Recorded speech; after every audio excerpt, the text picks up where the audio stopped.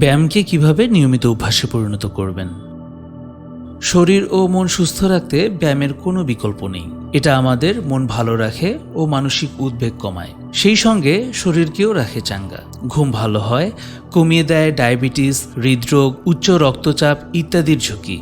এত ভালো দিক থাকার পরও মানুষ নিয়মিত ব্যায়াম করতে পারে না। দিন দিনই এ নিয়ে নিজের সঙ্গে যুদ্ধ করতে হয়। জেনে নিন কিভাবে এই যুদ্ধ জয় করে ব্যায়ামে দিন দিন আরও বেশি মনোযোগ দিতে পারবেন।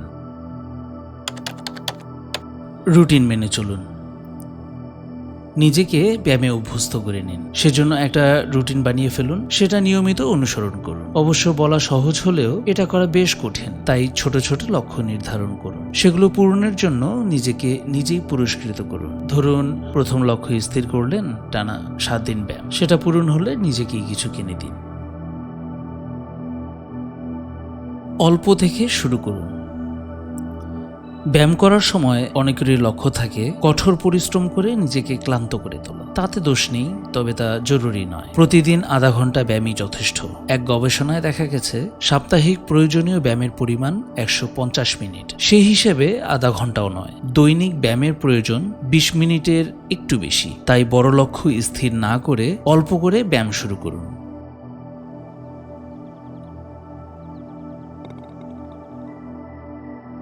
প্রিয় অভ্যাসের সঙ্গে ব্যায়ামকে জুড়ে দিন। ধরুন, আপনার সকাল সকাল গান শোনায় অভ্যাস আছে, কিংবা চা খাওয়ার। গান শুনতে শুনতে বা চায়ের পানি গরম হওয়ার সময়টায় খানিক ব্যায়াম করে নিন। এভাবে বিদ্যমান প্রিয় কোনো অভ্যাসের সঙ্গে নতুন অভ্যাস জুড়ে দেওয়াকে বলে হ্যাবিট স্ট্যাক। দিনের অনেক অভ্যাসের সঙ্গেই এভাবে আপনি ব্যায়ামকে জুড়ে দিতে পারেন। অফিসে সময় বের করুন।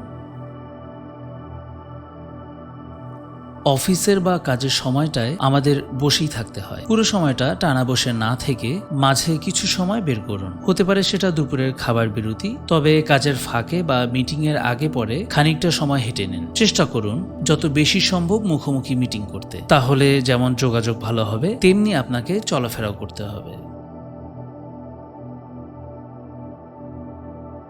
পছন্দের ব্যায়াম করুন। শত চেষ্টাতেও যদি ব্যায়াম ভালো না লাগে, বুঝবেন আপনি ভুল ব্যায়াম করছেন। খুঁজে বের করুন কোন ধরনের ব্যায়াম আপনার ভালো লাগে, সেগুলোতেই মনোযোগ দিন। এমনকি তা হতে পারে সাইকেল চালানো, হাইকিং, যোগ, দৌড় বা স্রেফ হাঁটা। মনে রাখবেন, আপনি যখন পছন্দের ব্যায়াম করবেন, কেবল তখনই তা উপভোগ করতে পারবেন। টিভি ও ব্যায়াম সংযুক্ত করুন। আমাদের দিনের একটা বড় সময় পার হয় টিভি দেখে। অফিস বা কাজের বাইরে টিভি দেখার সময় শরীর সবচাইতে দীর্ঘক্ষণ নিশ্চল বসে থাকে। টিভি দেখা বাদ দেওয়ার দরকার নেই, তবে সময়টাকে শরীরকে বসিয়ে না রেখে ব্যায়াম করুন, কিংবা ট্রেডমিলে দৌড়ান। তাতে ব্যায়াম করাতেও যেমন বৈচিত্র্য আসবে, টিভি দেখার সময়টাতেও শরীর অচল থাকবে না। ব্যায়ামের সঙ্গী খুঁজে নিন।